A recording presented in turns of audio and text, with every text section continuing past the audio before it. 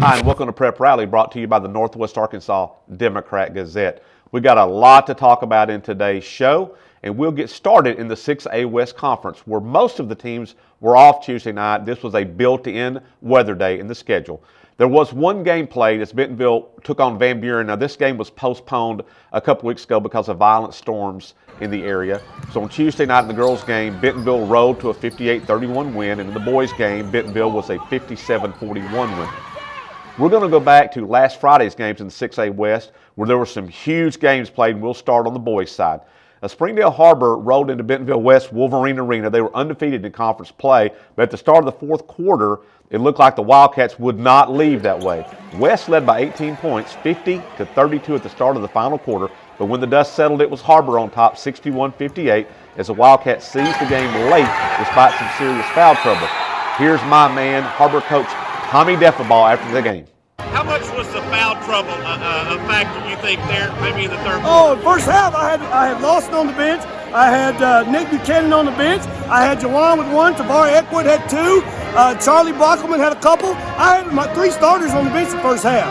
All right, so the foul trouble got us a little bit. But again, we just hung in there. We scrapped. I didn't know what was going to happen there in the last 5 minutes. I told the starters, I said, if you don't close this thing within single digits by the 5 minute mark, 4 minute mark, I'm going to start subbing because it's over. And by God, I don't know if that motivated them or made them upset. They said, okay, coach, we're going to go ahead and fight this thing out. So what a tremendous comeback for the Harbor boys to move to 4-0 in the West. Juwan Boyd, he was clutch for Harbor in the win, especially late. He scored 20 points and was 4 of 4 from the free throw line in the final minute of the game. Also on Friday, Fayetteville and Rogers High, they each claimed wins to stay one game back in the league race. Now, on the girls' side, the showdown we had been anticipating lived up to its billing as Bentonville held off Fayetteville 55-53. Miriam Dowda, that's Bentonville's 6'4 junior post, who is the #1 rated player at her position in the 2021 class, had 28 points for the Lady Tigers.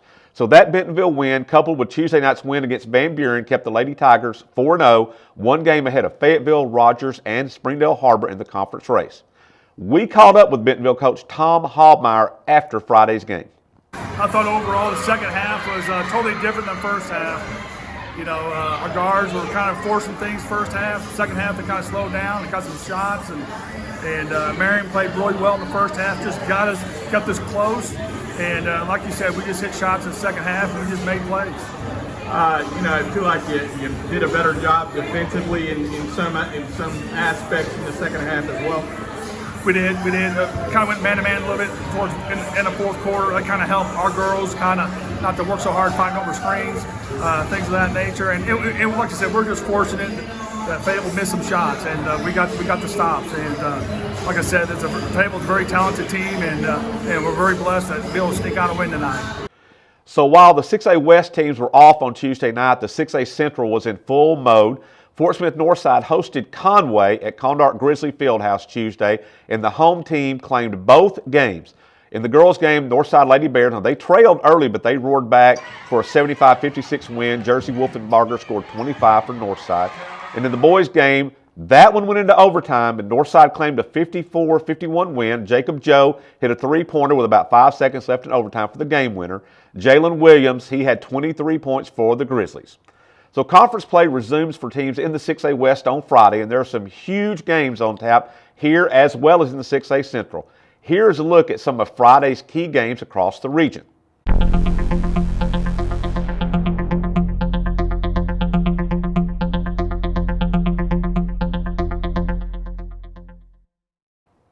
Of course, we'll have full coverage of these games and more in the Saturday edition of the Northwest Arkansas Democrat-Gazette, as well as online at nwaonline.com. We'll take a break right here, and we'll leave you with some images from this week's Prep Sports games. If you'd like to purchase any of these photos, you can do so by going to our website at nwaonline/photos. When we come back, we'll recognize this week's Northwest Arkansas Democrat-Gazette Players of the Week, and we'll also take a sneak peek at this week's Prep Spotlight.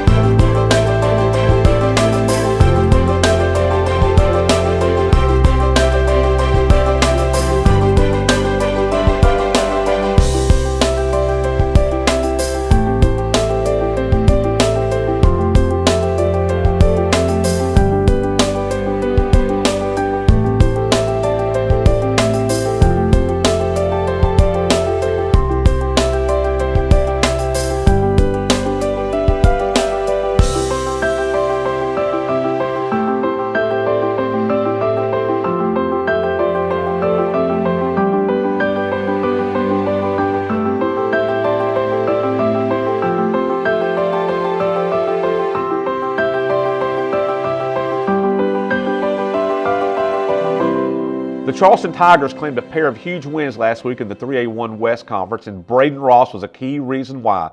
Ross, he's a 6'4 senior, scored 32 points in an 83-52 win against Waldron, and then scored 20 more as the Tigers beat Mansfield. In the win against Waldron, Ross had a double-double with 13 rebounds, and he is this week's NWADG Boys Player of the Week. On the girls' side, Miriam Dowda, one of the top-rated players in the country in the 2021 class, she showed why Friday night. She dominated Fayetteville at both ends of the court, scoring 28 points. Great defense at the end. Lady Tigers claimed a huge win, and Miriam Dowda is this week's Girls Player of the Week. So congratulations to Brayden and Miriam. Each week in the Northwest Arkansas Democrat-Gazette, we select a Girls and Boys Player of the Week. So you want to check out that story in Tuesday edition as well as online at nwaonline.com.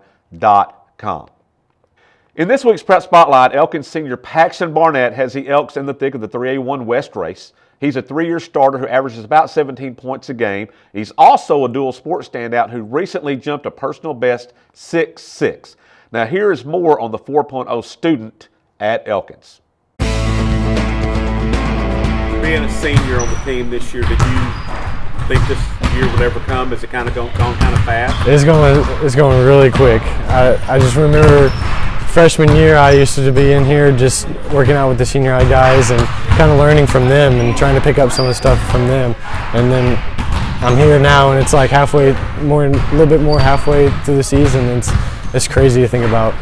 Oh, Paxton is the complete package. He's an amazing student, a 4.0 student. He is a leader in practice, a leader in the weight room. He does a little bit of everything on the floor, can shoot it, can put it on the floor and score. He can go inside a little bit, plays his heart out. He has been just an amazing member of the Elks basketball team since he's been here. I like to think that I got good IQ for the game. I like to give the ball to the open person, and not if I can score, then I'll try to score. But if the guy is more open than I am, then I can give it to him. I looked up and I heard our athletic director and my track coach. They just started yelling, and I was just like, my heart just kind of raced. I kind of kept composure, kind of kept down to myself, but inside I was like, let's go. We're very proud of the multi-sport athletes that we have at Elkins, and with how the success that Paxton's had in track, you know, we want him to have as much success in everything that he wants to go ahead and compete in. So we've been proud of success and look forward to continue, just like all the multi-sport athletes here. So to read the story on Paxton, check out Sunday's Northwest Arkansas Democrat-Gazette. We'll have a full story on him as well as a video at nwaonline.com/video.